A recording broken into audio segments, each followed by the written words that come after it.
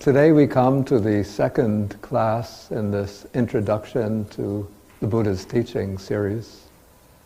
And this class will focus on what is often taken to be the core or essential teachings of the Buddha.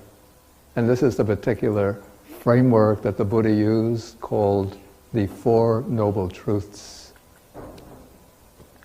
And in the discourses of the Buddha, when we find the Buddha giving the account of his own enlightenment experience, we see that the Buddha expressed his enlightenment as the realization or penetration of the Four Noble Truths.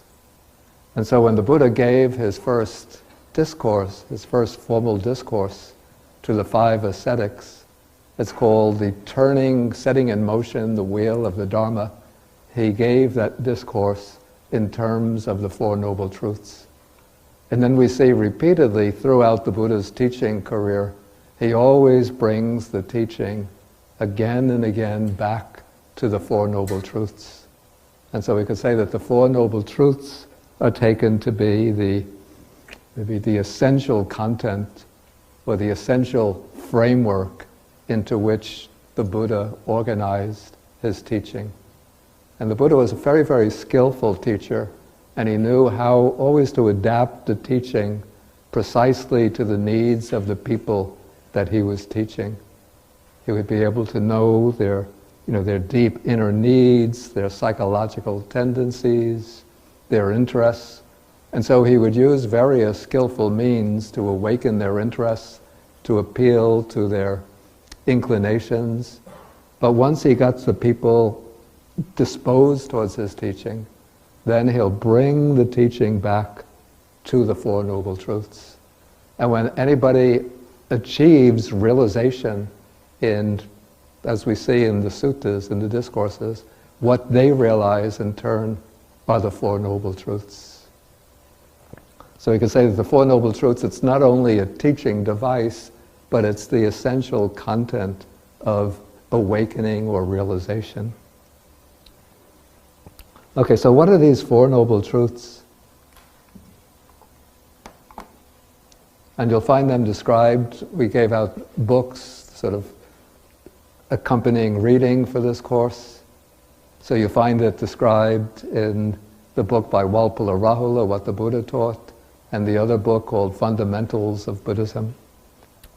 Okay, I'm trying to use foreign words minimally in this course, but to state the first noble truth, I have to make use of this word in the Pali language, which it's a very difficult word to translate. The word is dukkha, which you'll see here. And often it's translated as suffering. And so sometimes people get the impression that Buddhism is saying that all life is suffering, or that Buddhism is pessimistic because all it does is focus on suffering. And so it seems that Buddhism is such a dark, grim, pessimistic teaching that one might wonder, how could anybody be attracted to this teaching? But then when you see people who are practicing the Buddhism really seriously, very diligently and faithfully, you would think that they would be going around with rather dark, grim expressions on their face. Like if you say good morning, they will look at you and go, oomph. Usually they have bright, smiley faces and very happy temperament. So why is that? Okay, I think part of the problem is that the word dukkha has a wide range of meanings. So the original meaning, the common usage in the Buddha's time, was in fact pain and suffering. But the Buddha took that word from common usage and then he gave it a sort of wider meaning, almost elevated it to the position of like the cornerstone of a philosophical teaching. And so the basic sense of the word dukkha, the way I explain it and understand it, is that in our life we find that things are constantly out of balance, that there's a sense of some kind of lack, deficiency, inadequacy. Things are never quite perfect, never quite fitting our expectations and desires. And so there's always this kind of gap or gulf between the way we would want things to be and the way things actually are. And that gap between them, that kind of differential between them, is what gives rise to the sense that things are out of balance, things are not quite perfect, things are not quite to our liking. And this is the sense of dukkha, like the philosophical meaning of dukkha. Okay, so the Buddha starts off with the first noble truth is the noble truth of dukkha, that there is a sense in life that there's some kind of deficiency, inadequacy, some kind of problematic nature to life, which can generate feelings that range all the ways from intense suffering and misery, even despair, all the ways to just this very delicate, very subtle sense of dissatisfaction or discontent, sort of that's always or often humming just beneath the surface of our mind. Okay, then the second noble truth is the inquiry into what is the origin of this dukkha. What is the cause of dukkha, of this whole range of feelings that extend from intense suffering to this very subtle discontent? And the answer the Buddha gives to that is craving. I'm going to come into more detailed treatment of the Four Truths as we go along. But first I just want to show the sort of structure or logic of the Four Noble Truths. So we have the problem of human existence, the problem of dukkha, then the quest to find the underlying root, the origin of dukkha, which the Buddha pinpoints as craving. Then in the third noble truth, he raises the question, is it possible to put an end to dukkha, to suffering, dissatisfaction, discontent, and so forth? And the answer he gives is that it is possible. It's possible to reach a state of perfect, unconditioned happiness and peace, and that is what we call nirvana, or in Pali, nibbana. And that is to be achieved by eliminating the cause of dukkha, that is, the elimination of craving, by reducing, overcoming, and eventually eradicating craving. The Buddha says that is possible. He says, that is what I have achieved.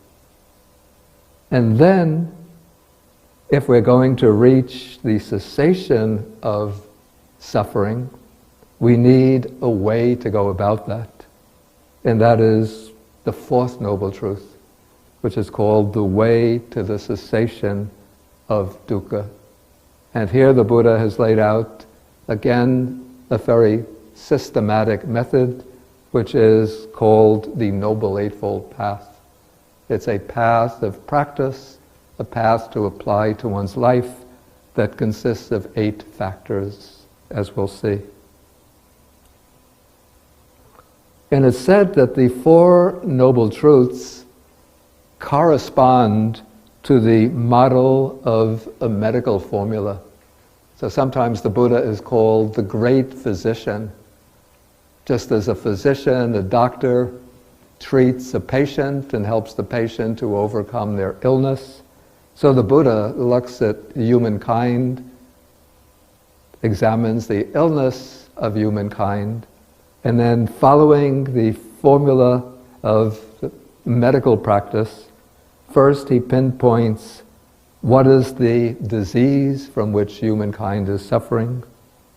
Then, like a doctor seeks the cause of the disease, so the Buddha seeks the cause of suffering, and then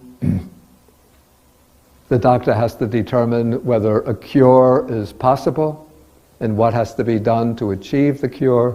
So that is like the third noble truth.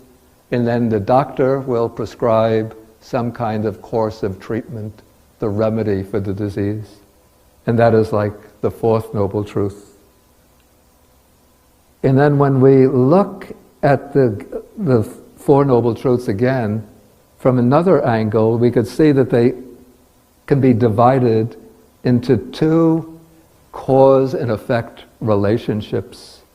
So the first 2 noble truths, we have, you could say, the problem of human life, the problem of bondage.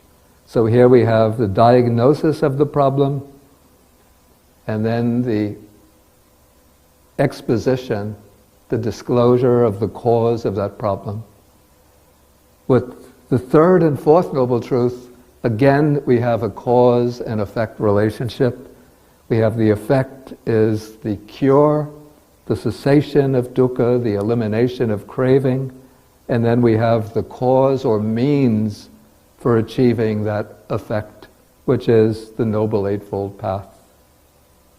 And so all of this hangs together, you can see, in a very carefully structured, very precise way. Okay, now I'm going to go into somewhat more detailed treatment of each of the noble truths individually, particularly now focusing on the first and second noble truths.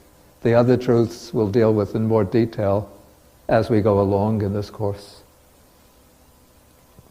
Okay, first we have the noble truth, what I call the noble truth of, here translated the noble truth of suffering, but maybe better just to use the Pali word, the noble truth of dukkha. And there are different ways of looking at this noble truth. Okay, one way in which to distinguish the different forms of dukkha I have here is between physical, psychological, and existential dukkha. And we could see this distinction if we look at the Buddha's first discourse, which I'll call up, so here the Buddha is expounding on the first noble truth. So he says, this is the noble truth of suffering. And so he says, I'll use the English word suffering. Birth is suffering, aging or old age is suffering, illness is suffering, death is suffering. So we could say that these are, in the first instance, at one level, we could say that these are manifestations of physical suffering. So the moment of birth, getting expelled from the womb, coming out into the world. I don't have a recollection of it, but I assume that it is painful. Aging is certainly bound up with suffering. Coming to experience that more and more. Then illness is suffering, and the experience of death is suffering. But of course, also these can become causes at another level of psychological suffering. Since when one gets old and one thinks, I don't want to be old, I wish I were young again. When one falls ill, one wishes, I wished that I was healthy and strong and vigorous. And of course, we're all facing death, and there's a natural instinct to recoil from death and to wish we can go on living forever and ever, maintaining a youthful body and the full vigor of our strength and health. But inevitably, we face old age, illness, and death. Okay, but at the first level, we could say that these are types of physical or bodily suffering. Then comes three types, the three items that the Buddha enumerates that we can take to be psychological suffering. So union with what is displeasing is suffering. Not only with external things like seeing disagreeable sights, tasting disagreeable food, hearing a lot of noise, and so on. But coming together with disagreeable people is also a kind of suffering. And then separation from what is pleasing is suffering. Separation from the things that we enjoy and take delight in. And then separation from the people that we love, that we have strong affection for. And in the course of life, this separation, it's inevitable. All of our relations with all of our loved ones, at some point, have to come to an end. Even if they're the closest family members, either they will pass away while we continue to live, or we will pass away while they go on living. But that separation is inevitable. So that is a kind of dukkha. Okay, then not to get what one wants is dukkha. So here we can see maybe the way craving is operating most directly as a cause of dukkha. I want to have a new car, I can't get one. I want things always to go my way, they don't go my way. I want this, I want that, I want to be rich, I want to be famous, I want to be respected. I don't get that. I'm upset. I get angry. I get resentful. Different forms of dukkha. So these types are perhaps the most evident in our experience, in our day-to-day experience. So these, you could say, are constant forms of dukkha that we're experiencing countless times every day. But the last one, this is the subtlest, deepest, and most difficult aspect of dukkha to understand. Here the Buddha says, in brief, the 5 aggregates subject to clinging are dukkha, or suffering. Okay, here the Buddha is using a technical term that becomes very, very prominent, very important term in his teaching. So the Buddha speaks about a living being, a sentient being, ourself. When we speak about ourselves, what actually does the word myself refer to? So usually we think I have some kind of self, some kind of ego entity behind my experience. Somebody that always remains the same, that always remains constant. But the Buddha speaks about a sentient being or a person as being constituted by 5 types of factors, 5 physical and mental factors.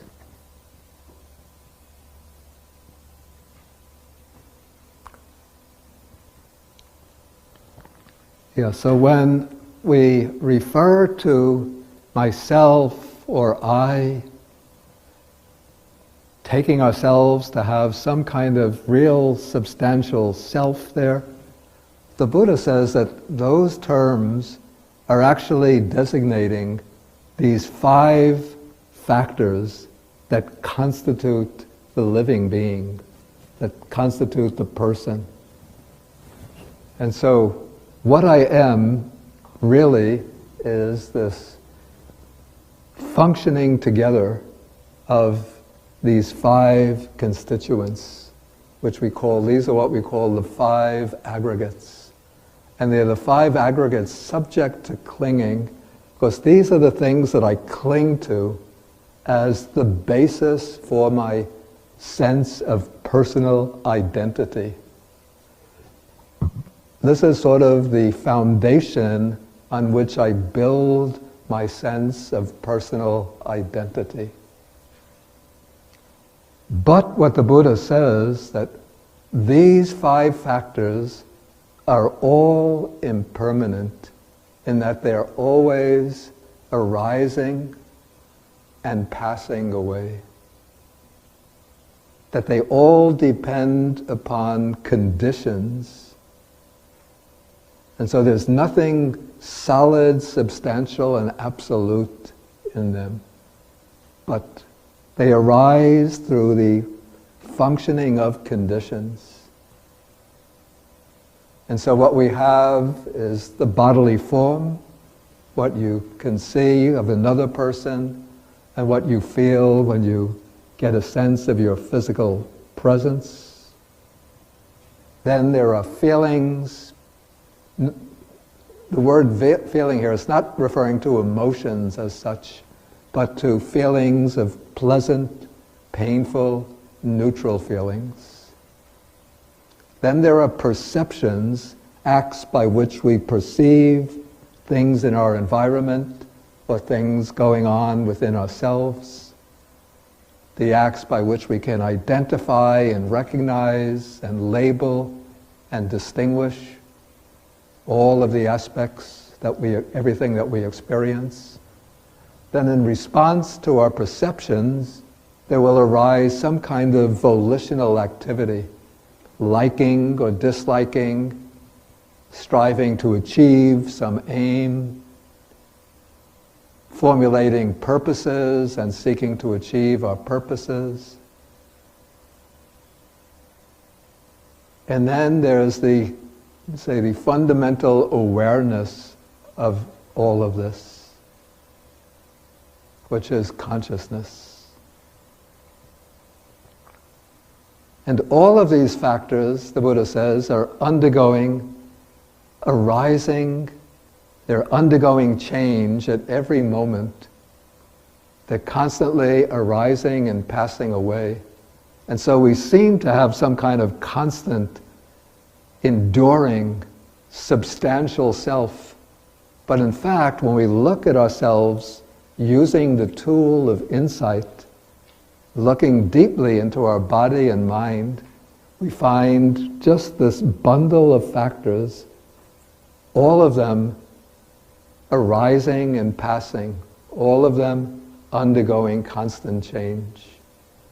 And so because they're constantly undergoing change, never standing still for a moment, all dependent on conditions,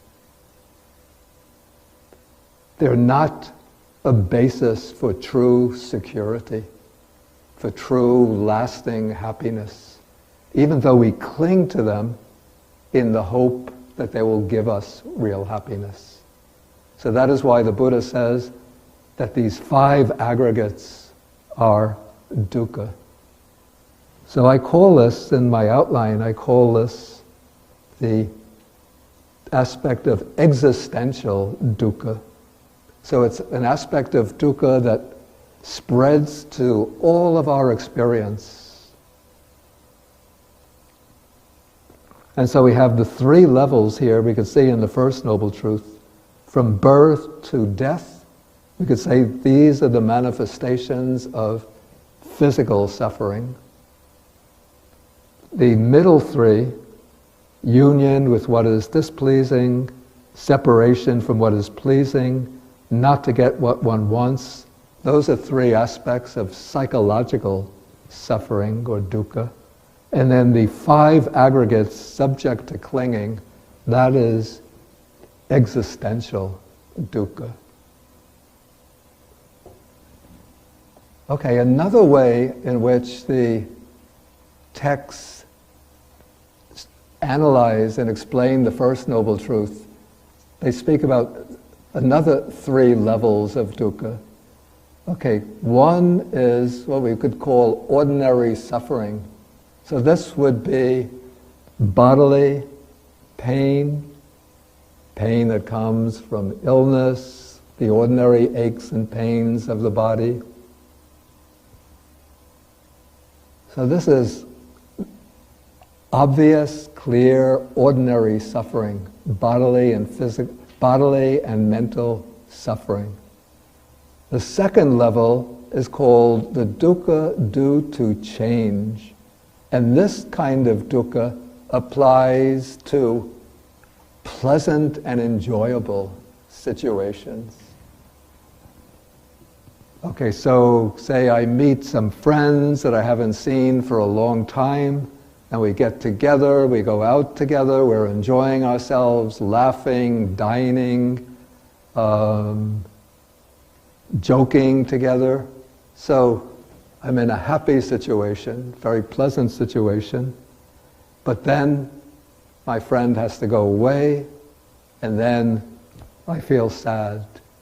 Okay, but if we look at the situation sort of with a deep penetration, we could say that even when I'm out there enjoying myself,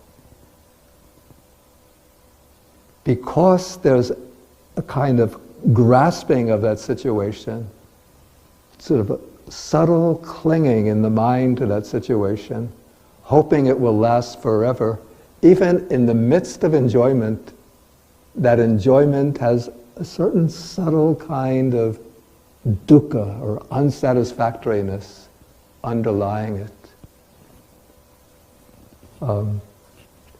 Maybe you go out for a delicious meal and you get served very splendid food, and then you're eating it. But if you reflect on it, that meal is going to come to an end. And then when the meal comes to an end, then you realize that even when you were enjoying that meal, it was not really such a big deal after all. It was not giving a kind of lasting, stable kind of satisfaction. But there was even a kind of subtle, even a subtle kind of anxiety bound up with enjoying that meal.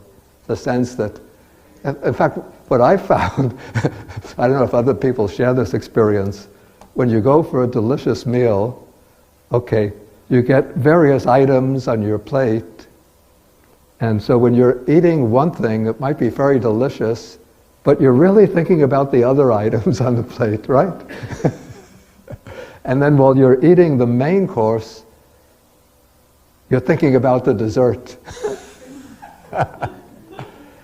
And while you're eating the dessert, you're thinking about the cup of good coffee that will come after the dessert.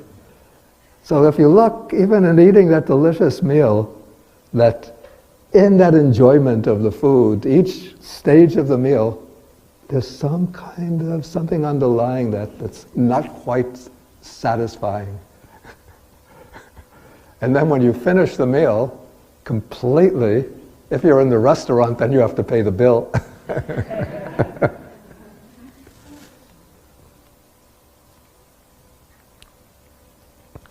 Okay, so this is the dukkha due to change, the fact that even the most enjoyable experiences have to come to an end.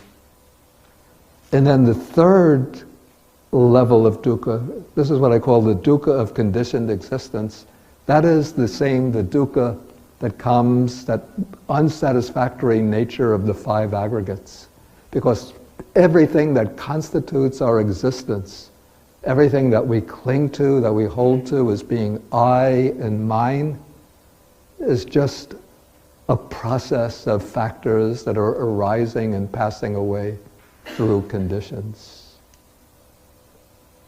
Okay, here I'm going to come into a controversial area. Now, in the First Noble Truth, the Buddha speaks about the suffering of birth, old age, sickness, and death, and then the other kinds of psychological suffering. But and you might think, okay, so we go through all of that one time, then it's over and done with, we die, everything finished, so nothing really that should become a big obstacle to our enjoying our life. But what the Buddha teaches is that death does not mark the end of the life process, but rather the life process, the Buddha says, has been going on through time without beginning. That through beginningless time, we ourselves have been passing through this round of rebirths. In Buddhism, we don't use the word reincarnation, which is somewhat misleading, because reincarnation implies that there's a soul, like some kind of entity that remains the same, and it drops the body and the soul goes on to another body, always remaining the same. But what the Buddha teaches is that life is a process that's always undergoing change. And the core of the life process is the stream of consciousness. And the stream of consciousness arises in any existence, arises on the basis of a physical body. And so the physical body supports, you could say this physical body is the support for the stream of consciousness. It's the engine through which the stream of consciousness operates. But the body wears out in time, or it meets with some accident or illness prematurely. And the body, when it wears out or is in some way damaged beyond repair, it can no longer support the stream of consciousness. But the stream of consciousness doesn't come to an end, but it moves on to another physical manifestation, a new existence.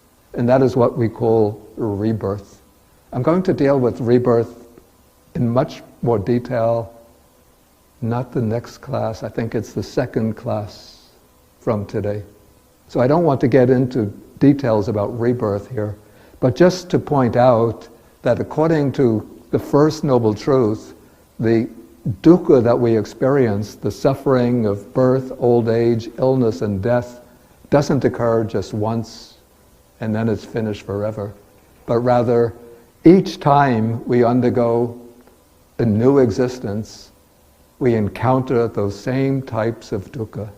We undergo birth in some form or another. We grow up, we enjoy our life. It seems that we're enjoying our life till we reach the peak of maturity. Then comes the gradual decline with all of its infirmities. Then we die. Then following death, again, the stream of consciousness moves on to a new manifestation. And the way the Buddha sees this with his deep penetrative knowledge. This has been going on without any first point. World systems arise. We come into these world systems, take different forms of life, and then world systems dissolve, and then the life forms move on to new manifestations. Okay, so this gives us a kind of broad, very broad way to look at the truth of dukkha.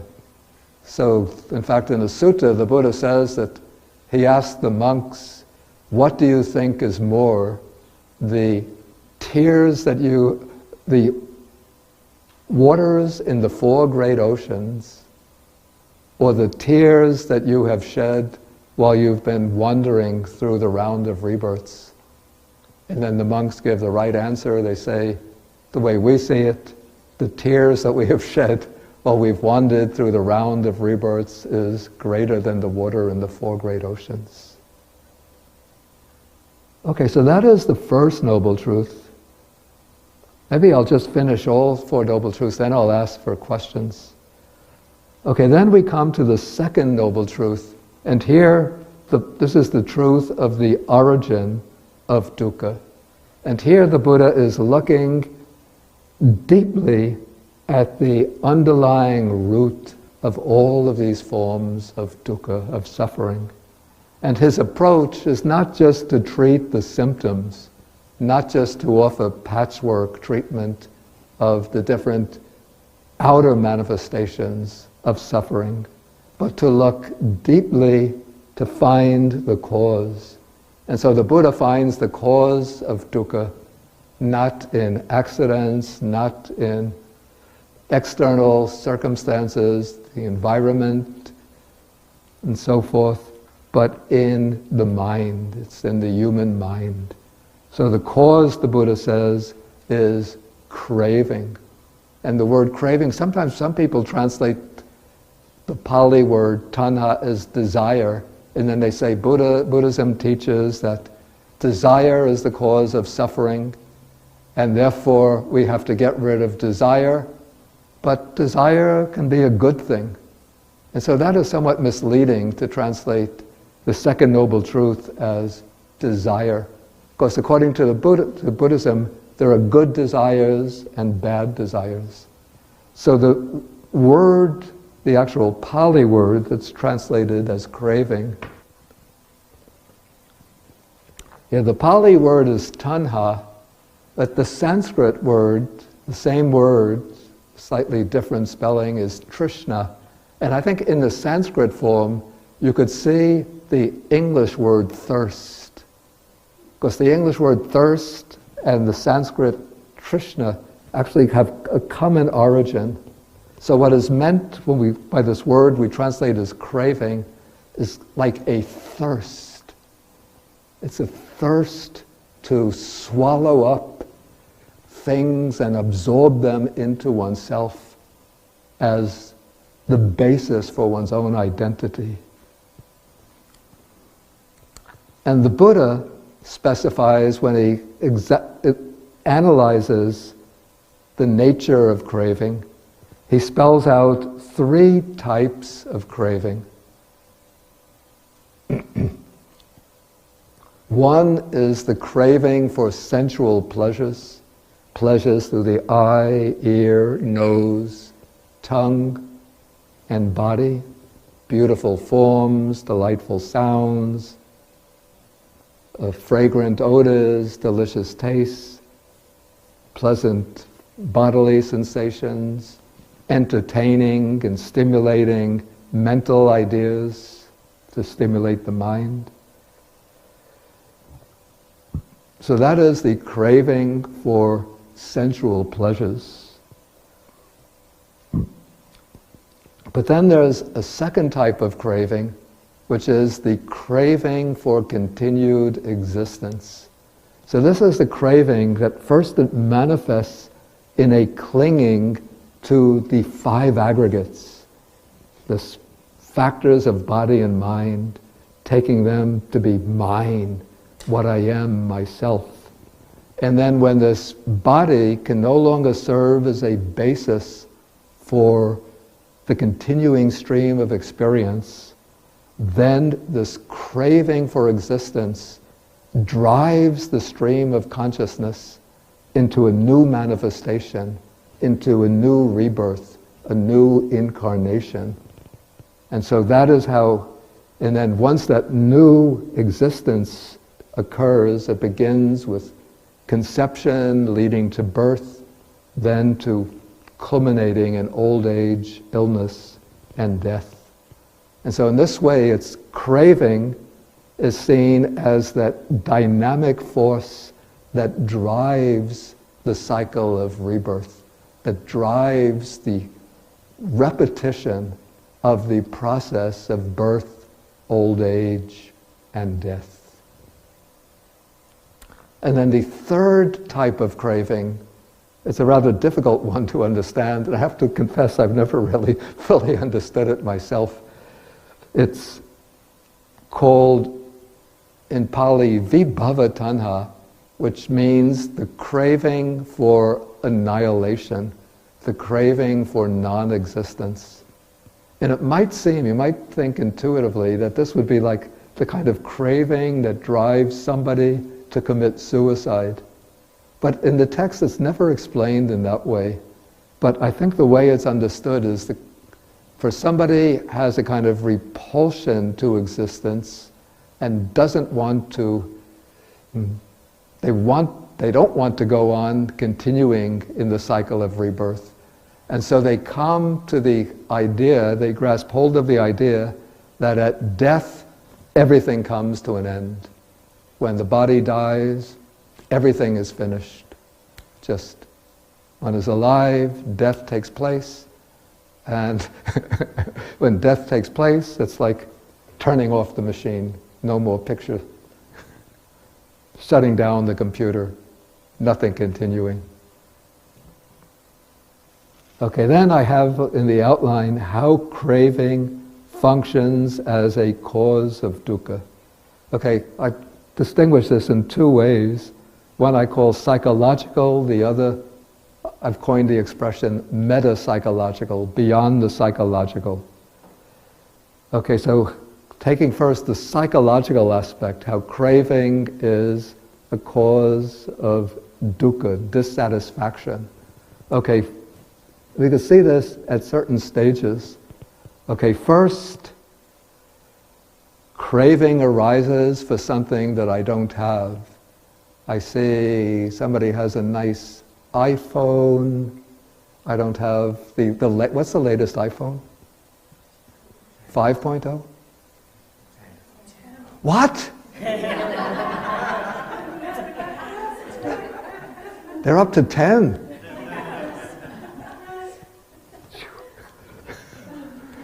Somebody's making a lot of money.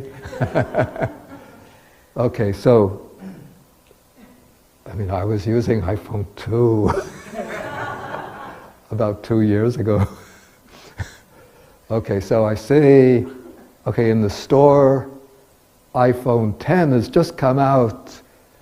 I remember when, I think it was the iPhone 5 came out, there was a news report showing people were lining up like the night before outside the Apple store in New York City.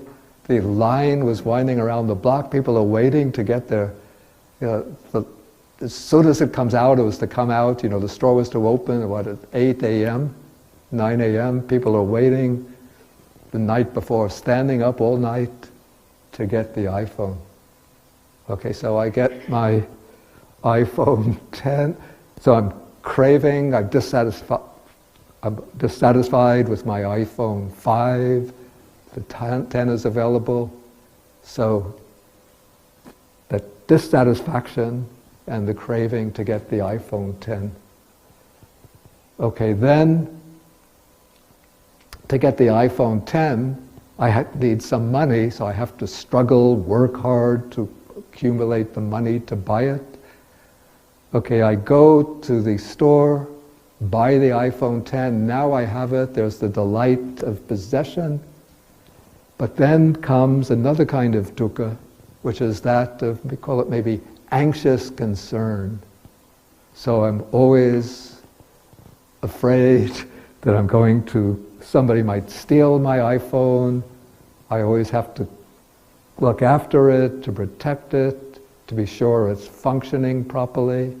So there's a kind of anxiety bound up with possession.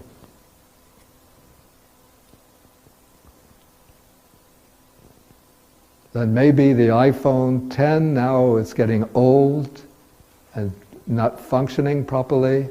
So then comes disappointment with the object of the enjoyment. And then either the phone breaks down, or somebody say I misplace it somewhere and it's lost. So there comes the suffering of loss. Or the iPhone 12 comes out, and then I look at my iPhone 10 and I see my friends are going around with their iPhone 12, chatting about it. And they're asking, how is your iPhone? What do you have? I have an iPhone 10. And so I'm out of date. So these are some of the ways in which dukkha arises from craving, that is bound up with this craving. That is the psychological aspect. Then what I call the meta-psychological aspect is the way craving sort of attaches to these 5 aggregates and holds on to them. And then when these 5 aggregates break down at death, then craving is what drives the stream of consciousness into a new existence and starts again the round of birth and death. So that is the sort of the beyond the psychological aspect. So that is the very deep existential relationship between craving and dukkha. Okay, then the third noble truth is the cessation of dukkha, which comes through the elimination of craving. And again, this has 2 stages corresponding to the 2 functions of craving. We could say there's the psychological aspect. So when craving is eliminated, then there comes right here and now freedom from this dukkha.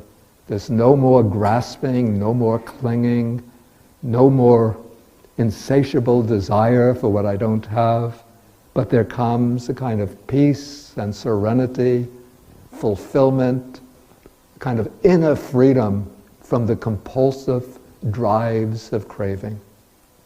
So that is the psychological aspect.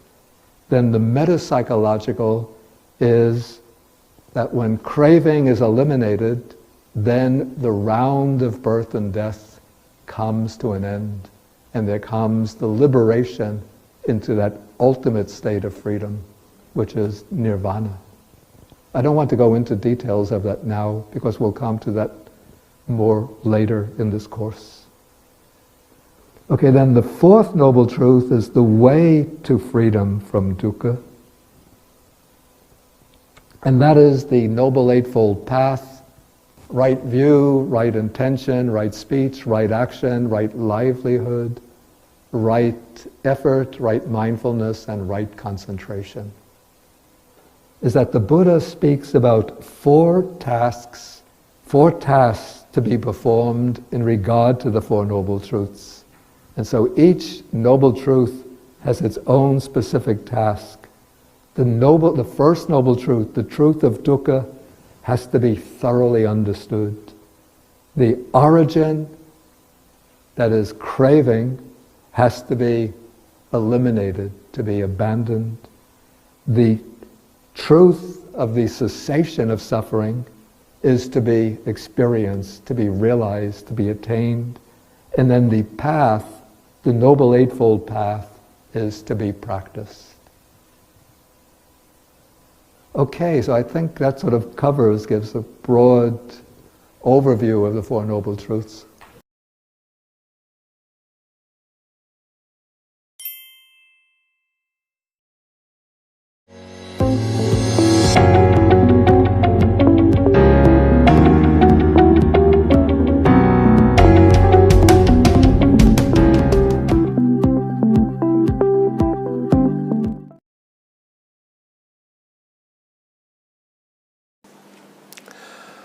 Well, I was born into a fairly ordinary middle-class family in Australia in 1951.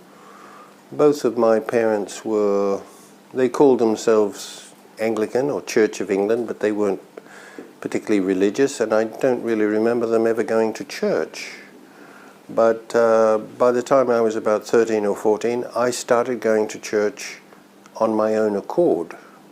I just seemed to be interested in religion, and I went to, I think it was a Methodist church for some years, and I took it seriously. And then later on, a friend at school who was a very red-hot Christian sort of convinced me to go to another church which was more evangelical. But by the time I was about 17 or 18, what I learnt at least didn't make sense to me. And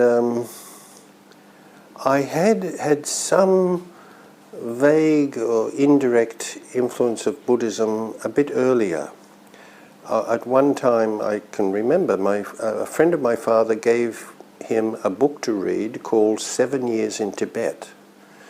And I read this book. It's about a German man who managed to get into Tibet in the 1940s and lived there for some years.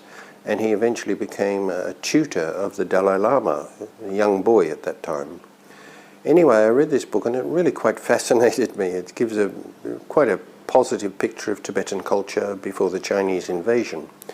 And one thing that stuck in my mind was, according to the author, that wild animals in Tibet were relatively tame simply because people didn't kill them, they didn't hunt them, and they did this because they were Buddhists. And that really intrigued me, that a religion would encourage people to be kind to animals. I liked that idea. But I didn't really think much about Buddhism, but that idea stuck in my mind. And then when I decided I'd lost interest in Christianity, I started looking around for something else. So when these Christians used to knock on the door,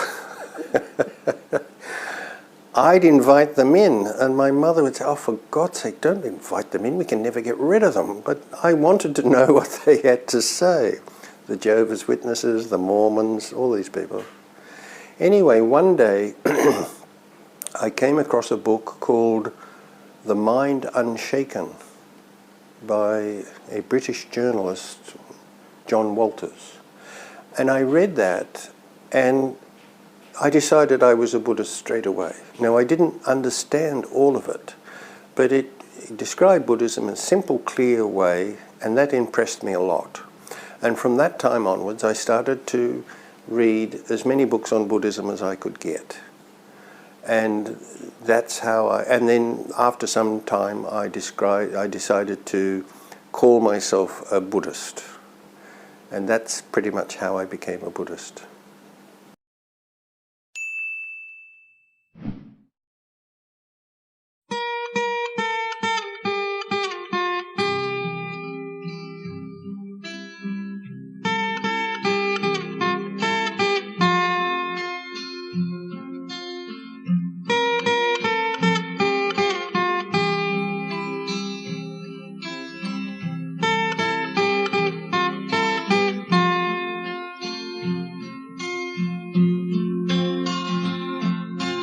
Prince Siddhartha was 29. He left his kingdom just to find that sorrowful feeling deep inside. Since the foresight is seen, when the moon was way up high, he left his child, his beautiful wife. No goodbye, no nothing, not a cry. For mankind that he did. You left your princely life to seek eternal bliss. For mankind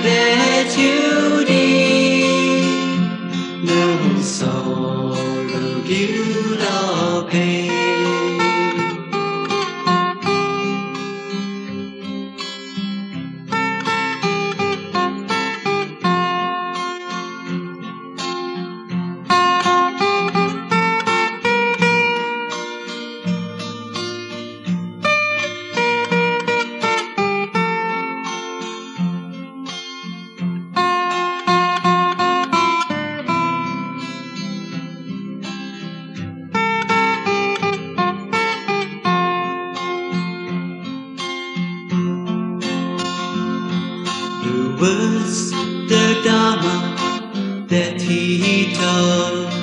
We'll learn, we'll practice, forget we'll know.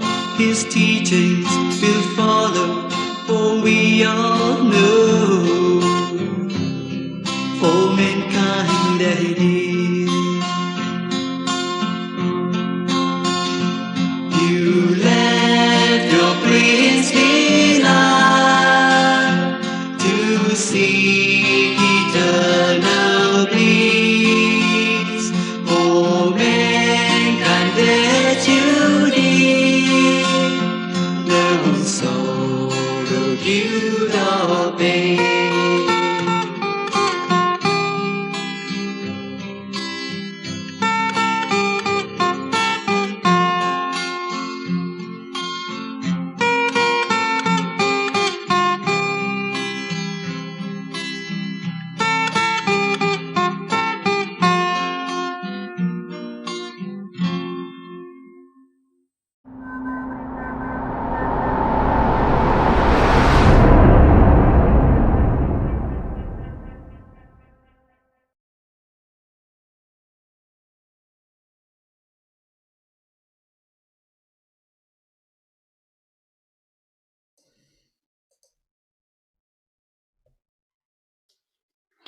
Hello and welcome. My name is Venerable Tenzin Tarpa.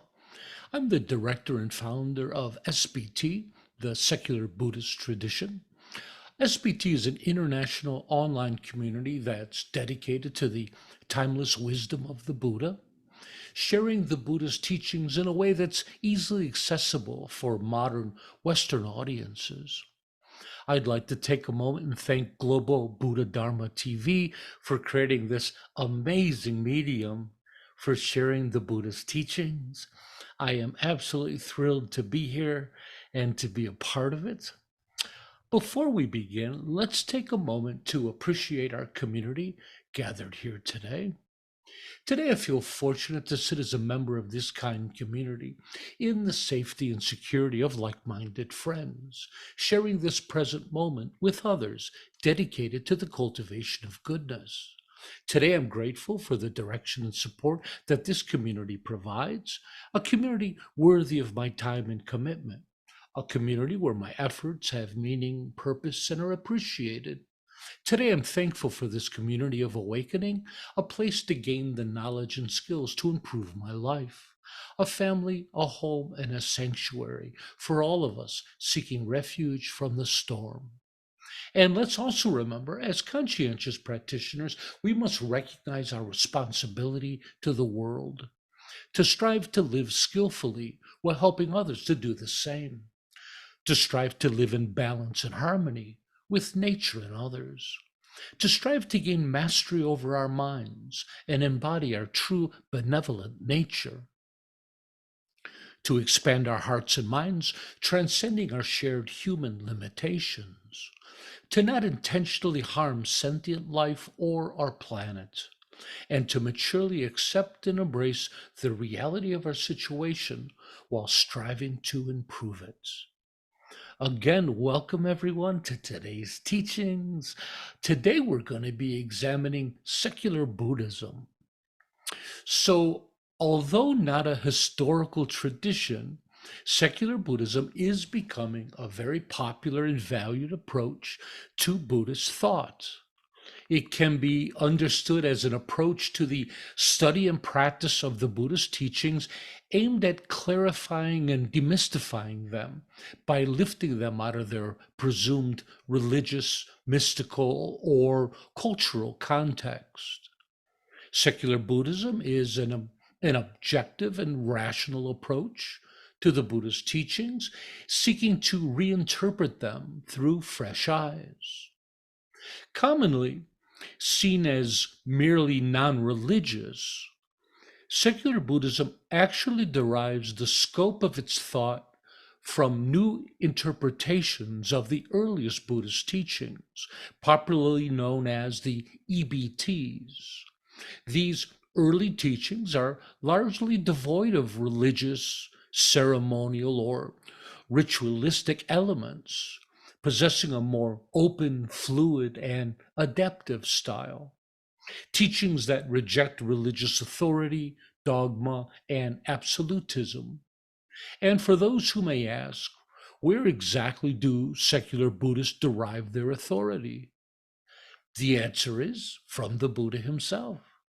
For the Buddha, in his own words, gives his assurance that our own logic, reason, and common sense are valid and reliable tools for discerning truth for ourselves. Quote, do not go upon what has been acquired by repeatedly hearing, nor upon tradition, nor upon rumor, nor upon what is in scripture, nor upon the consideration, this monk is our teacher. Rather, test ideas with your own common sense. And when you yourself know these teachings lead to benefit and happiness, adopt them. And if yourself know they lead to harm or ill, abandon them. The Buddha.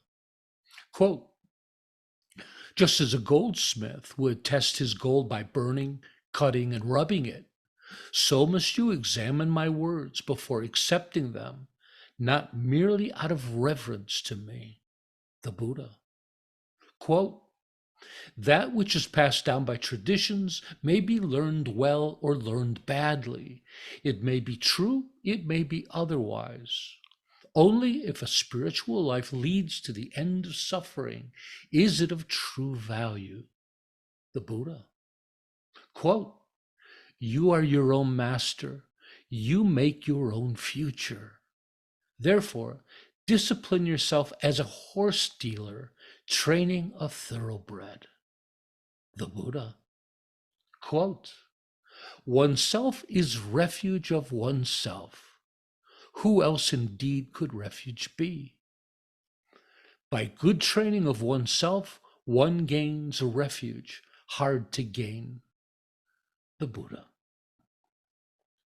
The term secular can be defined as meaning worldly as opposed to religious. An example that I like to share is to imagine a town. And in this town, the churches, temples, synagogues, and mosques are religious institutions, whereas the schools, libraries, police, and fire department are secular institutions. In secular Buddhism, the term secular is understood twofold.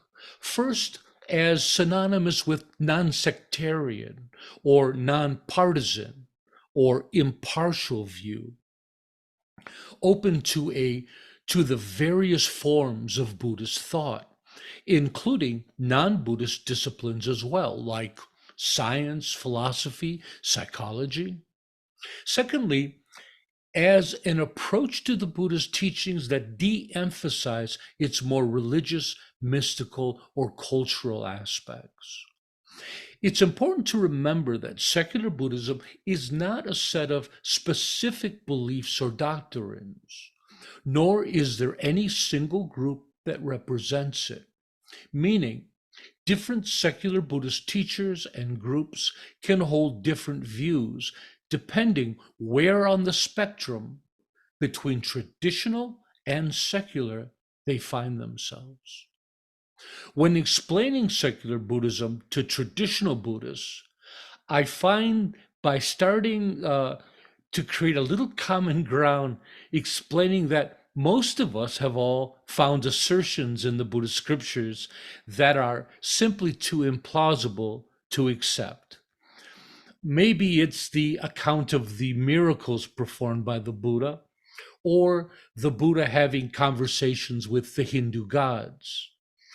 Maybe it's the story of the Buddha teaching in the heaven realms to his deceased mother, or Buddha's birth, in which he's born from his mother's side and immediately takes several steps in each direction while lotus flowers appear at each step.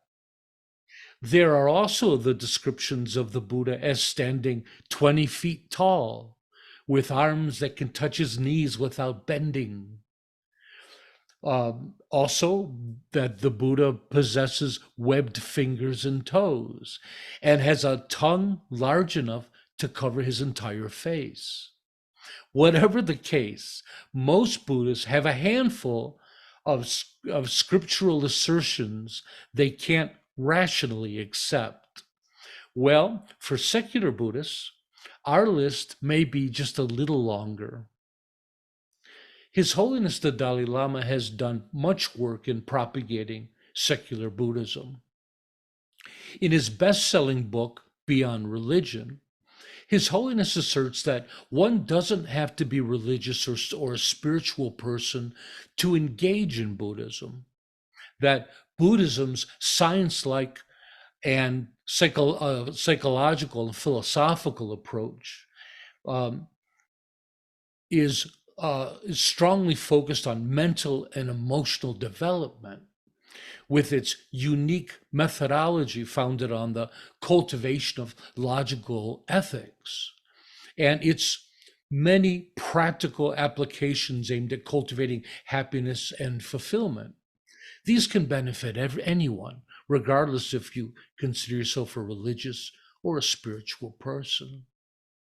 According to the Dalai Lama, it's okay to study Buddhism secularly without studying it religiously, for creating mental discipline requires no faith commitment. Dalai Lama. Quote, religion is useful in the spiritual life, but not indispensable. The Dalai Lama. Quote, the Buddha's teachings is that you are your own master. Everything depends on you. The Dalai Lama. Some Buddhists hold reservations about secular Buddhism, seeing it as arrogant in believing that it has the authority to present a unique view that may be contrary to the views of the established traditions. Still others see secular Buddhism as heretical, believing it as an attempt to alter the Buddha's teachings to fit a modern perspective. However, in my experience, I find secular Buddhism to possess a very pure intention. And it's an approach that seeks to reinterpret the Buddha's teachings in order to uncover a clearer and deeper understanding. With that said, secular Buddhism is not opposed to traditional forms of Buddhism. Rather, it feels indebted to them and their work in preserving and propagating the teachings. For myself as a Buddhist, as a secular Buddhist teacher, I don't feel a need to defend my views or debate with others. Instead, I focus on prioritizing the aspects of the Buddha's teachings that I find most plausible, illuminating, and potentially fruitful. Those concepts that hold up to critical analysis and common sense. Those practices that have been proven to aid in the attainment of awakening. One example of this is Buddhism's assertion on rebirth. For myself, I accept the notion of rebirth as a belief, meaning I don't have firsthand knowledge of its validity. Therefore, within my work, I prioritize it accordingly, and I don't emphasize it strongly within my teachings. Alternatively, achieving bliss and happiness is not a belief for me, but rather something I've experienced firsthand in my practice. Therefore, I emphasize it throughout my teachings. The benefit and need for reinterpreting Buddhist thought becomes obvious when realizing the wealth of new knowledge and methodology available. Never before have scholars been able to analyze and compare all of the Buddhist scriptures from the various traditions side by side in their traditional languages, or contrast them against new historical and archaeological findings. Then, of course, we have new methods and findings from science, psychology, and philosophy that are exciting new tools for investigating Buddhist thought. The truth is, modern Buddhism exists as many interpretations within many traditions. This is not our shortcoming, but our strength. That we as Buddhist practitioners bravely hold the Buddhist teachings up to continuous debate and examination, accepting nothing through blind faith, while always honoring our commitment to truth wherever it may lead us. This is a sign of a healthy teaching in which it continues to adapt, grow, and spread, not merely geographically, but intellectually and experientially. Today, through skillful modern adaptation, the Buddha speaks with a fresh voice to new generations. Buddhist methodologies of meditation, mindfulness, and awakening have become mainstream concepts, crossing cultural, religious, and secular boundaries. Due to this adaptation, Buddhism now encircles the globe, something that is unprecedented in Buddhist history, a fact that can be directly attributed to the propagation of more secular presentations. Currently, secular Buddhism exists as an assortment of small groups that have arisen from different Buddhist traditions. Myself, I come from the Tibetan tradition. And although presenting unique views, the aim of secular Buddhism remains consistent with all forms of Buddhist thought, that of human flourishing leading to awakening. As far as the practices of secular Buddhism, again, different secular Buddhist teachers will have different presentations. Generally, they follow the same outline of traditional Buddhism. But it's important to keep in mind that secular Buddhism, the way it's defined within these two words of Buddhism being more of a religion and secular being non-religious, it seems to be in conflict, the two terms, to be a paradox, but it actually isn't. They represent the two ends of the spectrum of secular Buddhism. So, and on that spectrum, different teachers are at different points. Some teachers are quite traditional. I think my group, SBT, is quite traditional in our approach, our presentation of Buddhism, whereas other groups can be very secular. I think the work of the father of modern secular Buddhism, Stephen Batchelor, he presents a more strongly secular view. So according to the teacher and the group, you'll find different types of presentations.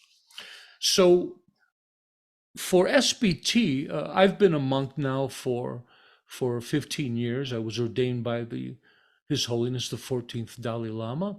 I spent 10 years in monasteries in South India, getting a good education. I've traveled the world learning about Buddhism. I've studied and practiced and stayed in all of the major Buddhist countries, stayed in monasteries, practiced all the various forms of Buddhism and all the various traditions of Buddhism. And the one thing that I've noticed the most is as Buddhism moves to the West, one thing that Buddhism is moving away from is training. And so I like to think of Buddhism as far as the practice side of it. So we have the idea of the three great objectives of study, contemplation, and meditation. These are the tools we use to dig into Buddhism, to ascertain the nature of reality. But within practice and training, we have three aspects, and that's study, practice, and training. Study, as you can imagine, most people think of it as reading books and going to teachings and taking classes and studying. But study also incorporates the experiential aspect. It's studying life, it's learning from our own world, our real world experiences. It's not just book knowledge. Studying is studying ourselves, studying our experiences, studying reality, experientially and conceptually. So now that's alive and well in the West. The Westerners love to study. Then we have the idea of practice, and I think of practices as the major practices of meditation, mindfulness, uh, and contemplative practices. Those also are strong in the West. These two are very popular. Some people come to Buddhism through study. They might read a book that changes their lives, as was my case. Someone gave me a great book, and it really changed my life. Other people might sign up for secular meditation classes and mindfulness classes that have absolutely nothing to do with Buddhism. Maybe they're in stress reduction seminars and things like that, but they might enter Buddhism from that way. So these are the two primary ways that the West is engaging in Buddhism. But sadly, what they're leaving behind is training. Now, training in Buddhism is more related to our vows. Training is the commitment aspect of the teachings, right? So it begins with taking refuge. It can move on to taking bodhisattva vows, depending on your own tradition, taking lay vows, taking monastic vows. And the idea of taking vows is that you're holding a certain set of precepts of awakened behavior. And we're making this commitment to awakening. When we study and practice, most of the time we do it when we have time to do it, when it's convenient, when we feel like it. Training is different. With training, we take refuge with a teacher. We take on our first set of precepts. In my tradition, we give 10 precepts for refuge. They're the 10 virtuous acts. That can be different in different traditions. At that point, you're making a real commitment, a promise to yourself, your teacher, and the three jewels that you're going to practice Buddhism continuously. You're going to honor your precepts. There's certain practices that you follow, and there's certain recommended studies that you'll do. This is the beginning of training, and this is what is absent in a great deal of Western Buddhism. And so, and especially in secular Buddhism. As far as I know, I think SBT is the only tradition that offers training. And so, and of course, training was so important to the Buddha that there's a whole category of scripture called Vinaya, which is dedicated to training. And within it is proper behavior for monastics and also for lay. And it's so important in Buddhism that it's the first of the Tripitaka, of the three baskets, the three collections. So it's clear in Buddhism the importance of training. And so for myself with SBT, we try to really bring that back. And of course, and within that training is the threefold training. And the threefold training is training in virtue, training in understanding, and training in awareness. So training in virtue is basic goodness, right? Training, holding those vows of awakened behavior, training in being a good person, being good towards others, acting in a way that coincides with the Buddhist teachings. All right? And then we have training in understanding. Traditionally, they use the word wisdom, but it's cultivating and training in an understanding of who and what you are, how you relate to your environment and others. your relationship to reality, right? This is what we're trying to understand, the true nature of ourselves in reality. And then lastly, number three is training in awareness. Some traditionally we use the word samadhi, and many translate this differently. Some say they'll use the term concentration for this. Some say meditation. I think awareness is a nice term to use because that's really what we're doing. It's the cultivation of an awakened awareness, isn't it? Right? Which begins with a basic level of presence. Being aware of the breath, being present within the present moment. This can then lead to a deeper experience of samadhi, of stillness, of the stilling of our mind and emotions, deeper and deeper states of awareness in which we gain more and more control over our mind and emotions. We gain a mental and emotional stability. Deeper yet, we can get into experiences of emptiness. And from there, nirvana, and then full awakening. So that's the presentation that SBT follows. And you can learn more about that on our website, sbtonline.org. And we'd love to see you there. I think that that's about all the time I have for today. I hope you enjoyed and found the teachings interesting.